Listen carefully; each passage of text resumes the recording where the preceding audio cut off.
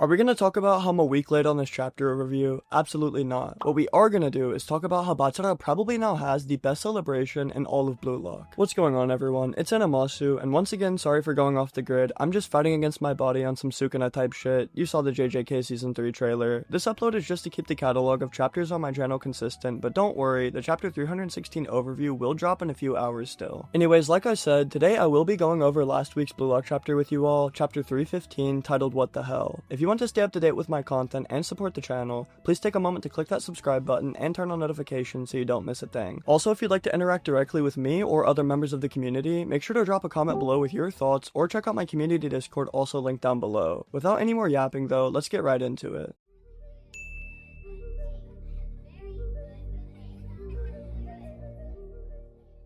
With the Japanese crowd roaring in excitement and the commentators smiling wide, we hear them over the intercoms glazing meguru BACHIRA as if he were Messi himself. Despite everyone else being filled with hype and joy, Ego is still sitting there on some nonchalant shit, trying to act like me. Like, can someone tell bro he can smile? He is not Ichigo. Anyways, as we see a foot begin leaping off the ground, it's none other than the one who ignored the dual aces to smash in a preemptive goal, Japan's young king dribbler, meguru BACHIRA. Leaping high into the sky, BACHIRA just casually hits a backflip in the face of Oboa, and even Nigeria's goalkeeper, who still has not stood back up by the way. Now, I still personally have Kaiser's Magnus celebration as my favorite in the whole series, but BACHIRA's flip right here easily takes second or third place. Also, I like how on the bottom right of the scoreboard, you can see the time elapsed so far in the match being only 3 minutes and 40 seconds for BACHIRA's opening goal. This is definitely impressive and fast for this level of play, but considering there are some goals that occurred in sub 10 seconds in real life, and we've seen Bunny Iglesias score in what looks like under 30, I expect to see at least one crazy opener in the U20 World Cup. We do not need to give anyone like Bato or Rain ideas though, because they're just gonna try to score that from half the field. With BACHIRA smiling wide in response to the crowd's admiration, we then flash back to 44 days earlier at the private elementary school that BACHIRA was sent to for his training.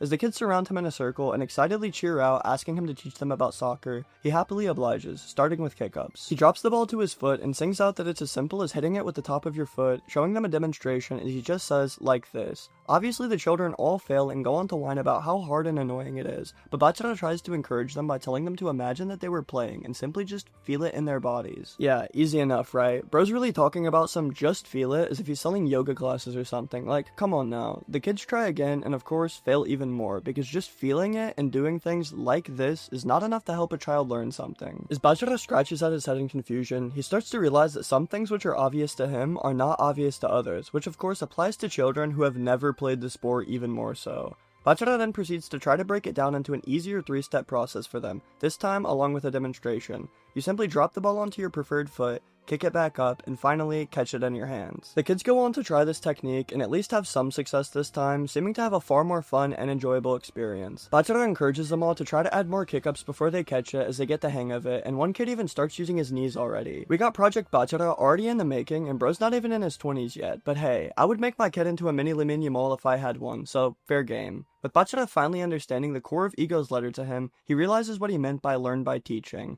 As we then get a chibi demonstration of the process of teaching someone, it's shown that you must explain your own unique sensations into universally understood words. Teaching someone like this then helps you grasp what your own essential talent is, while everyone else has some kind of badass training like traveling across Europe, training MMA, jumping out of planes, or meditating under a waterfall. The key to BACHIRA's awakening was literal babysitting. You have to kind of feel bad for the guy, and you already know Shido's in the locker room bragging about all that he did. As Ego continues to aura farm even through a literal flashback as a ghostly apparition, BACHIRA says that his homework helped him discover the sense of wonder that already laid within him. It's nothing like passing like Hiyori, shooting like Bato, or trapping like Nagi. But as the children try to steal the ball away from him with grins on their face, BACHIRA realizes for certain now that the essence of his talent is his dribbling. Wow.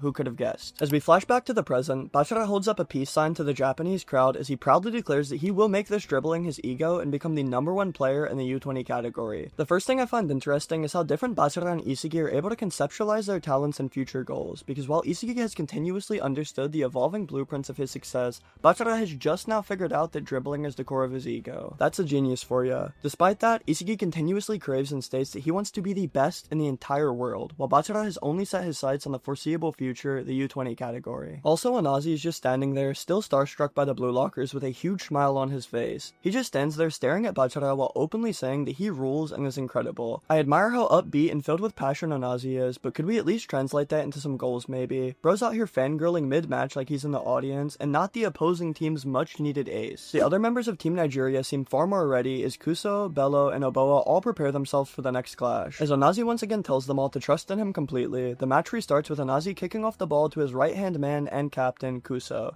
An interesting detail here is that rather than rushing forward alongside Itoshi Rain, Isagi is actually dropped back in preparation for the incoming attack. Nigeria's captain begins by sliding the ball through BACHIRA's leg with a sharp nutmeg, leaving him spinning as he scrambles to recover. BACHIRA laughs it off and even praises the move, but there's no time to admire tricks in this game. As the midfield drive builds, Kuso understands that he has to act fast, serving as the central axis of Nigeria's attack, all while keeping one eye locked on Isagi sprinting along the flank. He quickly links the play forward with a pass to Onazi, thinking to himself that their best path to victory will be reshaping the strategy so everything funnels through the ace without giving Isagi even a single chance to intercept. With the perspective switching over to Onazi's POV, Japan's center back RU comes sliding in at his side as he vows to stand in his way. Onazi grins at him and asks what he has up his sleeve, and RU calmly explains that during the 14 days of specialized training that Ego gave him, he studied a new secret technique that can be used in one-on-one showdowns. As Onazi moves forward with the ball, RU makes a constant micro adjustment to stay in his space while explaining that he studied Judo's principle of spacing. We even get this cool visual of a bubble drawn on the floor as the pitch transforms into a judo mat, which is exactly the kind of artistic detail that makes Blue Lock special. RU continues explaining that by reading the small movements of an opponent's gaze and body, you can sense their next action. As Onazi rolls the ball over his right foot to tug it back, RU is watching closely, saying that when he combines his new secret weapon with his already existing defensive techniques,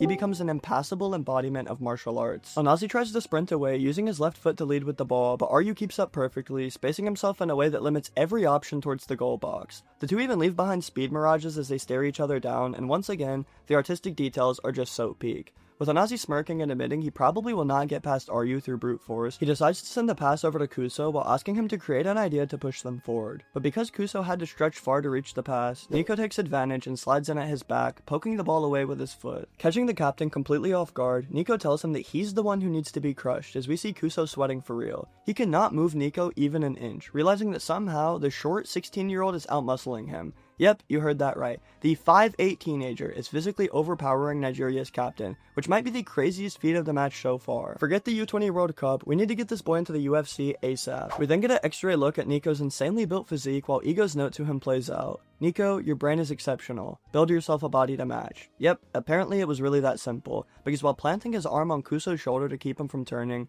Nico smirks and admits that he just did a shit ton of lifting. Now I know for a fact he is dipping into some kind of secret sauce before the matches, but hey, I'm not gonna snitch when I'm rooting for Japan. Nico then rushes forward on the counter with the ball now in his possession, forcing Kuso to chase after him while realizing that Japan's defensive line has already evolved far past the data they have on them. He yells for Nigeria to not let Nico pass to Isagi, and with one defender locked up marking Yoichi, all the pieces fall into place. As Nico stares down the field, he mocks them by asking if they're really gonna leave that gap open, all while we see Karasu holding back another defender and the rest shifting far too late. Before Nigeria can react, Nico threads a perfect pass through the opening straight into the path of REO mikage. As REO traps it cleanly, he compliments Nico's precision as Nico flashes his signature eye symbol while telling REO to push it forward. At that moment, the worst possible outcome for Nigeria begins to unfold. In a stunning double spread, REO launches forward with his chameleon copy ability activated, and sprinting right alongside him is meguru BACHIRA. It does not take a genius to figure out who he's copying now. With Nigeria still in shock that this attack did not start with Isagi, BACHIRA grins and asks if he's done copy-pasting yet. It's time, baby. On the final page, BACHIRA hums and sings out loud while emoting on Team Nigeria. Meanwhile, REO mirrors him completely to form the double BACHIRA formation. I feel like we could have at least named this better. I mean, come on. REO even takes on the classic BACHIRA bob cut, and at the bottom corner, we see his own 3D printed killer bee. Kuso, meanwhile, is left staring in complete misery because once again, Blue Lock has defied his data, his expectations, and every plan Nigeria came in with. Poor guy. I mean, imagine spending weeks studying old footage just to get packed up by BACHIRA and then his DLC expansion. With that, we wrap up chapter 315 for the week, but don't worry. By the time you're watching this, I'm already wrapping up working on the chapter 316 overview, so make sure to stay tuned for that. And yeah, that's pretty much it. If you enjoyed today's breakdown and want to support me, make sure to subscribe to the channel and turn on notifications so you don't miss any uploads. And of course, if you want to interact with me directly or other members of the community, feel free to leave a comment with your initial thoughts or join the community Discord, which is linked down there too. I'm gonna go finish up today's chapter overview now, so I hope to see you all later.